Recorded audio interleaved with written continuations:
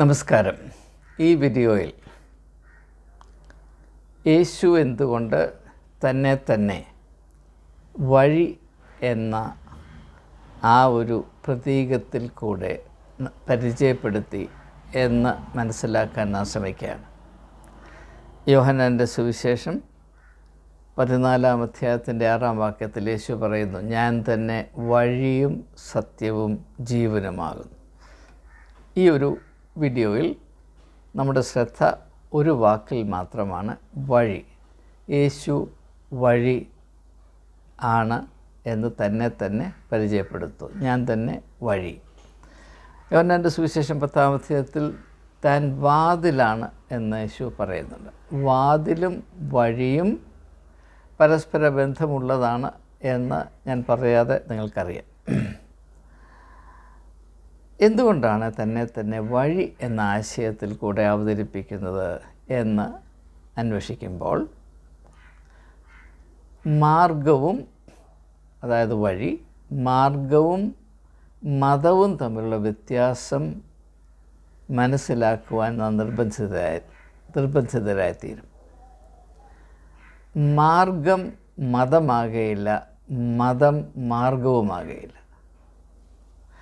മാർഗം അവസാനിക്കുമ്പോൾ മാത്രമേ മതത്തിന് ആരംഭിക്കുവാൻ സാധ്യമാകുകയുള്ളൂ. ഞാൻ വിശദീകരിക്കട്ടെ.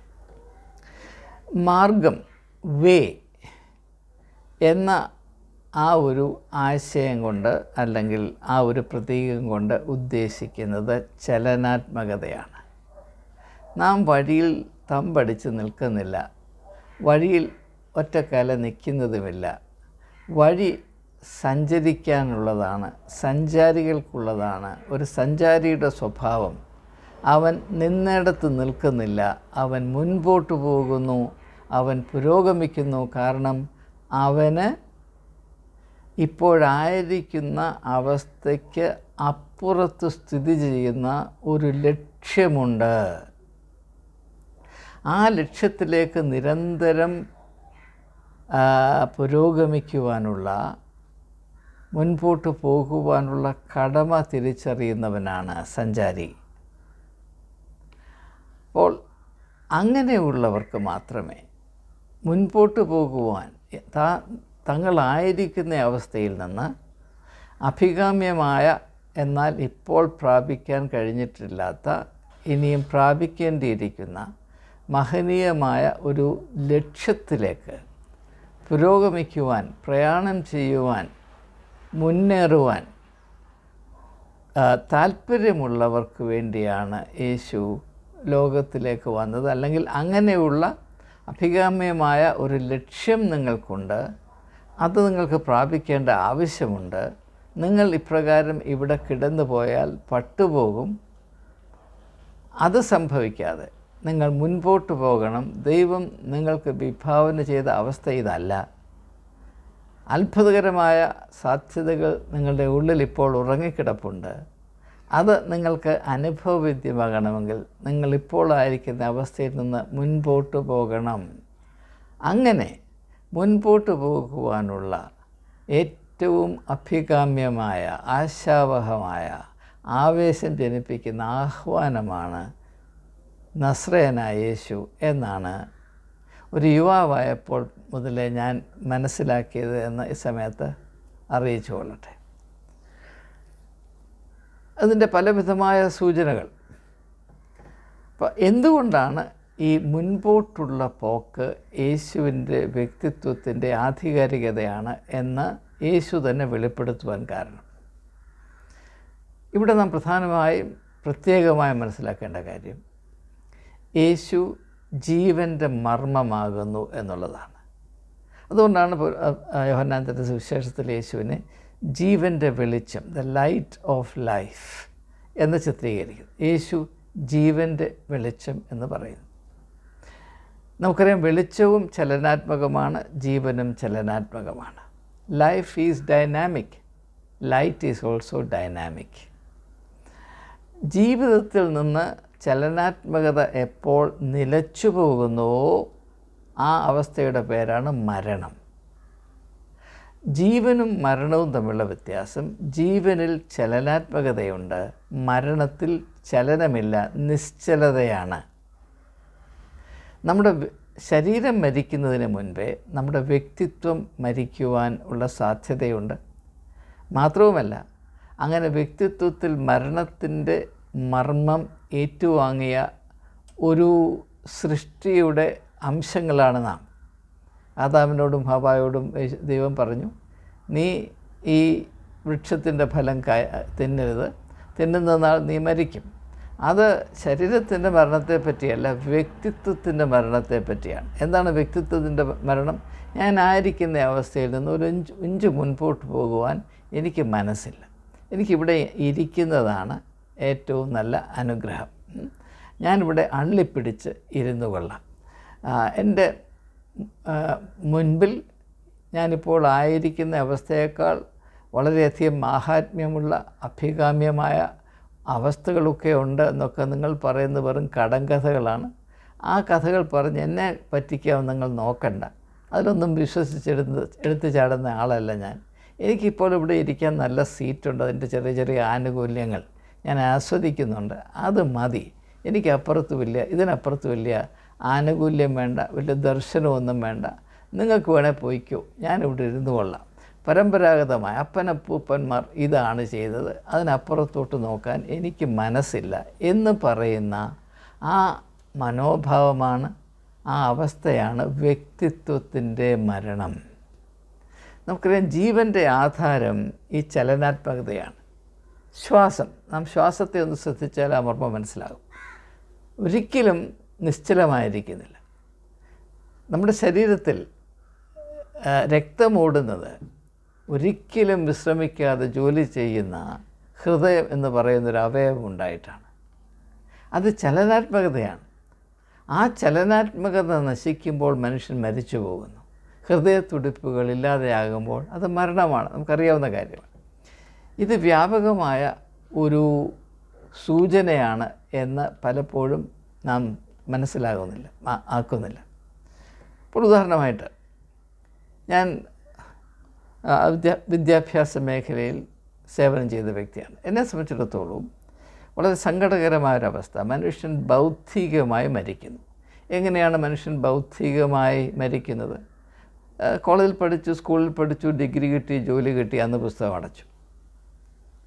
പിന്നെ 30 വർഷം 40 വർഷം കഴിഞ്ഞിട്ടും ആ പണ്ട് ഇരുന്ന അതേ കൊമ്പിലിരിക്കുകയാണ് ഇത് ഞാൻ. അത് മരണമാണ്, ബൗദ്ധികമായ മരണമാണ്. അങ്ങനെ ഇരിക്കുമ്പോൾ നാം പിന്നോക്കം പോയിക്കൊണ്ടേയിരിക്കുകയാണ്, നാം കാലഹരണപ്പെട്ടുകൊണ്ടേയിരിക്കുകയാണ്. നാം മമ്മിഫൈഡ് ഡെഡ് ബോഡിയായിട്ട്, ഇൻ്റലക്ച്വൽ ഡെഡ് ബോഡിയായിട്ട് അങ്ങനെ ഇരിക്കുകയാണെന്ന് ഭൂരിപക്ഷം ആളുകളും മനസ്സിലാക്കുന്നില്ല. ഇത് ആത്മീയമായ അവസ്ഥയിലും അന്വർത്ഥമാണ്. നാം ഉറക്കം തൂങ്ങി ഇരിക്കുന്ന ഇടത്ത് ഇരുന്ന് നിരങ്ങി നശിക്കുവാനുള്ളവരല്ല. നാം നിരന്തരമായി മുൻപോട്ട് പോകേണ്ടവരാണ്. ആ ഒരു വെളിച്ചം നമുക്ക് നൽകുന്നത് യേശുവാണ്. അതുകൊണ്ടാണ് യേശു പറഞ്ഞത്, ഞാൻ ജീവൻ്റെ ജലമാകുന്നു. 2 തരത്തിലുള്ള സ്നാനം സാധ്യമാണ്. നമുക്കറിയാം, കുഞ്ഞുങ്ങളെ പള്ളികളിലുള്ള തൊട്ടികളിൽ, ബപ്തിസ്മ തൊട്ടികളിൽ വെച്ചിരിക്കുന്ന വെള്ളം അത് ചലനമില്ലാത്ത വെള്ളമാണ്. ദയവായി കുഞ്ഞുങ്ങളെ അങ്ങനെ നിശ്ചലമായ വെള്ളത്തിൽ സ്നാനം കഴിപ്പിക്കരുത്. കാരണം യേശു പറഞ്ഞു, ഞാൻ ജീവൻ്റെ ജലമാണ്. എന്താണ് ജീവൻ്റെ സ്വഭാവം? ഒഴുക്ക്, ചലനാത്മകത. അത് പ്രവാഹമാണ്, അതൊരു പ്രവാഹമാണ്. യേശുവിൻ്റെ വ്യക്തിത്വം ഒരു പ്രവാഹത്തിൻ്റെ വ്യക്തിത്വമാണ്, ഉറക്കം തൂങ്ങലിൻ്റെ വ്യക്തിത്വമല്ല. അവൻ ഓടി നടന്ന് നന്മ ചെയ്തു. അപ്പോൾ ഈ പ്രവാഹത്തിൻ്റെ വ്യക്തിത്വത്തിൻ്റെ ആധികാരികത എന്താണ്? അവൻ സ്പർശിക്കുന്നത് എന്തും രൂപാന്തരപ്പെടും. രോഗശാന്തി എന്ന് പറയുന്നത് രൂപാന്തരത്തിൻ്റെ ഒരു അവതരണം മാത്രമാണ് എന്ന് പലരും മനസ്സിലാക്കുന്നില്ല. രോഗശാന്തി എന്ന് പറയുന്നത് രൂപാന്തരത്തിൻ്റെ ഒരു വശം മാത്രമാണ്. അത് അതിൽ തന്നെ ഒരു വലിയ കാര്യമല്ല. രോഗം മാറിയിട്ട് നമ്മുടെ വ്യക്തിത്വത്തിന് രൂപാന്തരം സംഭവിക്കുന്നില്ല എങ്കിൽ അത് രോഗശാന്തിയല്ല. അത് രോഗശാന്തിയാണ്, സൗഖ്യമല്ല. രോഗശാന്തിയാണ്, പക്ഷേ സൗഖ്യമല്ല. യേശു അത് വളരെ വ്യക്തമായ വ്യത്യാസം അറിയിക്കുന്നുണ്ട്. യേശു പറയുന്നത്, your faith has made you whole. Whole എന്ന ഇംഗ്ലീഷ് പദത്തിൻ്റെ അർത്ഥം സൗഖ്യം. നാനാമുഖമായ വ്യത്യാസം നിൻ്റെ വ്യക്തിത്വത്തിൽ വന്നു. നിൻ്റെ ശരീരത്തിന് മാത്രമല്ല ശാന്തി വന്നത്, നിൻ്റെ വ്യക്തിത്വത്തിന് ആരോഗ്യം വന്നു. ആ ഒരു തലത്തിലേക്ക് ചിന്തിക്കുവാൻ ആധുനിക വൈദ്യശാസ്ത്രത്തിൽ പ്രവർത്തിക്കുന്ന വിദഗ്ധന്മാർക്ക് പോലും സാധ്യമല്ല എന്ന് നിങ്ങൾക്കറിയുള്ളതാണ്. യേശുവിൻ്റെ വ്യക്തിത്വത്തിൻ്റെ ആധികാരികത അല്ലെങ്കിൽ പ്രത്യേകത ഇതായിരുന്നുവെങ്കിൽ എന്താണ്? ചലനാത്മകത. ചലനാത്മകതയിൽ കൂടെ തുറന്നു വരുന്ന വാതിലുകൾ, തെളിഞ്ഞു വരുന്ന സാധ്യതകൾ, നമുക്ക് പ്രാപിക്കാവുന്ന അത്ഭുതകരമായ അവസ്ഥകൾ, നമ്മുടെ വ്യക്തിത്വത്തിൽ വരുന്ന രൂപാന്തരങ്ങൾ, അതിൻ്റെ പരിണിത ഫലമായി നാം ലോകത്തിൻ്റെ വെളിച്ചമായും ഭൂമിയുടെ ഉപ്പായും ഉയർത്തപ്പെടുന്ന ആ മഹനീയമായ സാധ്യതകൾ, ഇവയൊക്കെയും നിലനിൽക്കുന്നത് യേശു ചലനാത്മകതയുടെ വ്യക്തിത്വമായതുകൊണ്ടാണ്.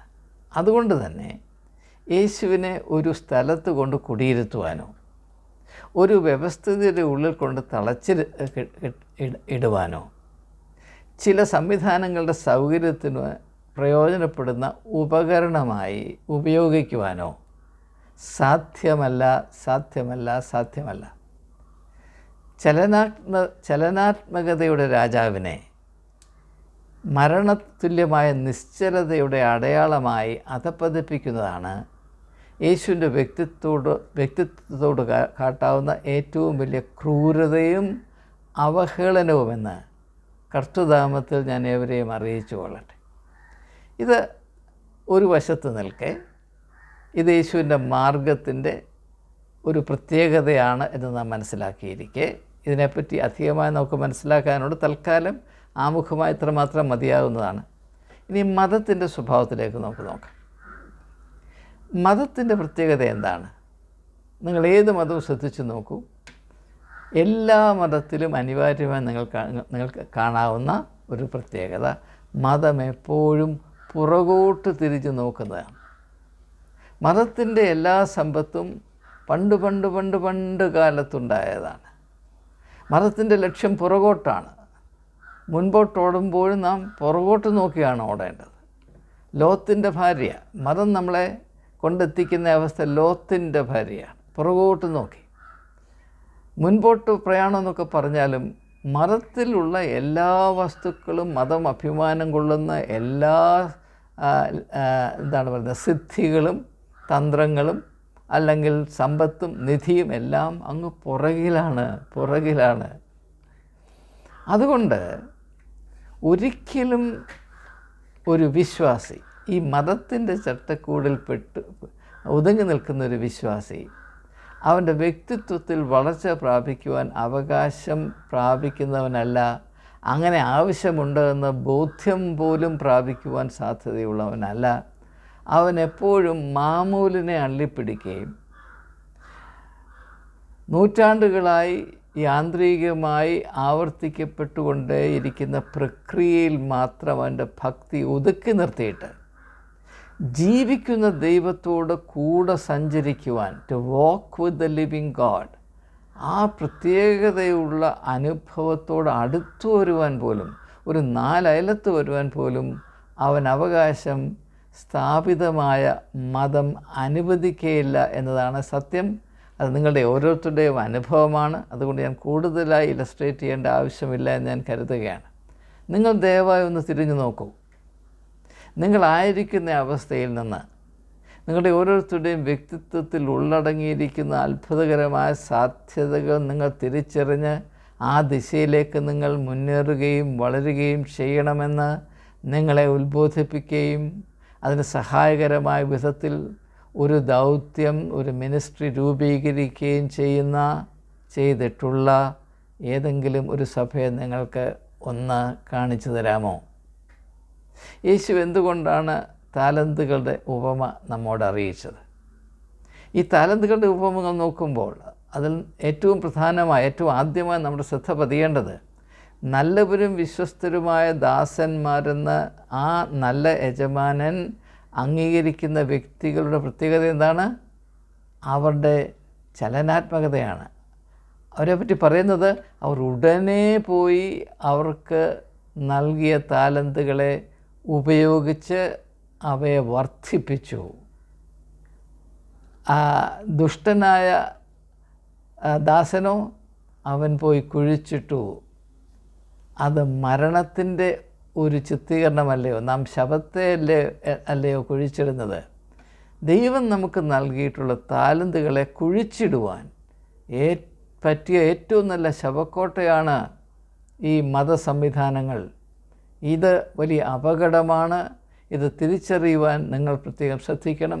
ഈയിടെ എന്നെ വിദേശത്ത് നിന്ന് വിളിച്ച ഒരു വളരെ ചിന്താശക്തിയുള്ള, അറിവിൻ്റെ കേദാരമായ, ശാസ്ത്രീയ ലോകത്ത് വളരെയധികം നേട്ടങ്ങൾ കൈവരിച്ച ഒരു ക്രിസ്തീയ വിശ്വാസി എന്നോട് പറഞ്ഞത്, ഞാൻ ഉൾപ്പെട്ടിരുന്ന ആ മതപാരമ്പര്യത്തിൻ്റെ നിഷേധാത്മകമായ, നെഗറ്റീവായിട്ടുള്ള ഈ ഒരു സംവിധാനത്തിൻ്റെ ഉള്ളിൽ എൻ്റെ മക്കൾ പെട്ടുപോകരുത് എന്ന് എനിക്ക് നിർബന്ധമുണ്ടായിരുന്നു. കാരണം അങ്ങനെ അവർ പെട്ടുപോയാൽ അവരുടെ വളർച്ചയെ അത് കാര്യമായി ബാധിക്കും, അവർ മൊണ്ണകളായി പോകും എന്ന ഭീതി ഒരു പിതാവിനെ നന്നേ അലട്ടിയിരുന്നു.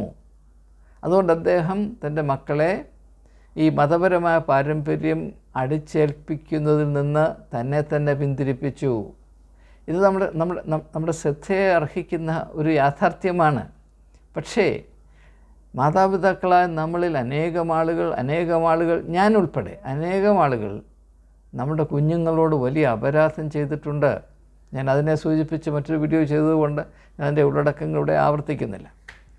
അപ്പോൾ ഈ മതത്തിൻ്റെ സ്വാധീനം കൊണ്ട്, മതത്തിൻ്റെ നുഖത്തിൻ്റെ കീഴിൽ, അത് എൻ്റെ പ്രതീകമല്ല, ഞാൻ പൗലോസ് അപ്പോസ്തലൻ്റെ പ്രതീകം കടമെടുത്ത് പറയുകയാണ്. ഗലാത്യർക്ക് എഴുതിയ ലേഖനം 5-ാം അധ്യായത്തിൻ്റെ 1-ാം വാക്യം, നിങ്ങൾ അടിമത്വത്തിൻ്റെ നുഖത്തിൻ്റെ കീഴിലായി പോകരുത്.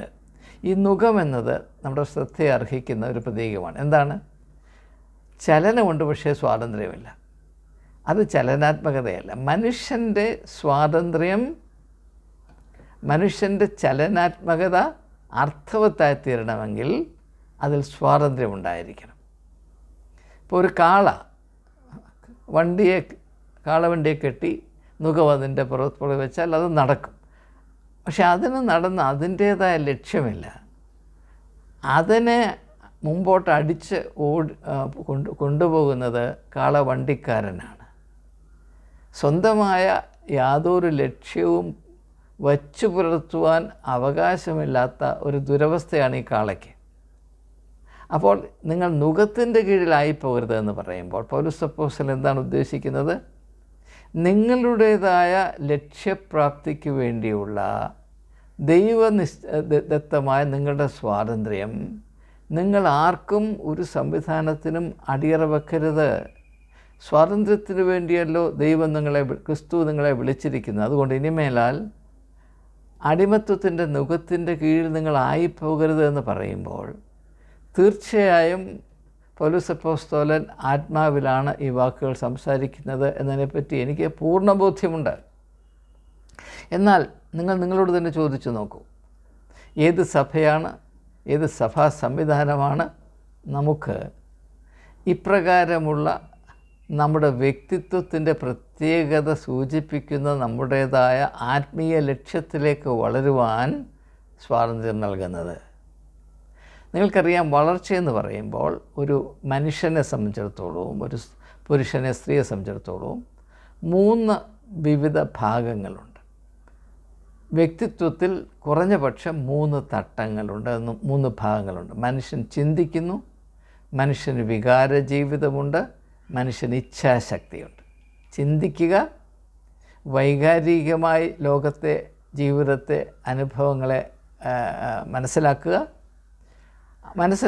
ചിന്തിക്കുകയും ഫീൽ ചെയ്യുകയും, തിങ്ക് ആൻഡ് ഫീൽ, അതനുസരിച്ച് നിർവഹിക്കേണ്ട കാര്യങ്ങൾ നിർവഹിക്കാനുള്ള ഇച്ഛാശക്തി. That is whatever you think you need to do based on your thinking and feeling, that you do. യേശുവിൻ്റെ പഠിപ്പിൽ വളരെയധികം ഊന്നലുള്ളൊരു വാക്കാണല്ലോ ഡു. ന്യായശാസ്ത്രിയോട് പറഞ്ഞില്ല, നീയും പോയി അങ്ങനെ തന്നെ ചെയ്യുക. പർവ്വതപ്രസംഗം അവസാനിക്കുന്നത് എങ്ങനെയാണ്? ഞാൻ പറയുന്ന കാര്യങ്ങൾ അനുസരിച്ച് അവയനുസരിച്ച് നിങ്ങൾ ചെയ്യുന്നുമെങ്കിൽ, ഇഫ് യു ഡൂ അക്കോർഡിംഗ്ലി, ഇപ്പോൾ ചെയ്യുക. അപ്പോൾ അങ്ങനെയുള്ള ഒരവസ്ഥയിലേക്ക് കടന്നു വരുവാൻ ഈ കാളവണ്ടിയിൽ കെട്ടിയിരിക്കുന്ന കാളയ്ക്ക്, നുകത്തിൻ്റെ കീഴിലുള്ള വിശ്വാസിക്ക് സാധ്യമല്ല എന്നത് നാം മനസ്സിലാക്കണം. അത് കുറച്ചുകൂടെ വ്യക്തമാകുന്നതിനൊരു കാര്യം സൂചിപ്പിച്ച് നിർത്താൻ പോവുകയാണ്. ഈ വീഡിയോ അവസാനിപ്പിക്കാൻ പോവുകയാണ്. നാം ഏവരും അഭിമാനത്തോടുകൂടി ഓർക്കുന്നത് അല്ലെങ്കിൽ അവകാശപ്പെടുന്നത് നമ്മുടെ വ്യക്തിത്വം പ്രത്യേകതയുള്ളതാണ് എന്നുള്ളതാണ്. സംശയമില്ലല്ലോ. എന്താണ് ഈ പ്രത്യേകത? വ്യക്തിത്വത്തിൻ്റെ പ്രത്യേകത എന്ന് പറഞ്ഞാൽ ഓരോ വ്യക്തിയെയും ദൈവം സൃഷ്ടിക്കുന്നത്, ഈ ലോകത്തിലാക്കി വെക്കുന്നത് പ്രത്യേകമായ ദൈവിക ഉദ്ദേശത്തോടു കൂടെയാണ്.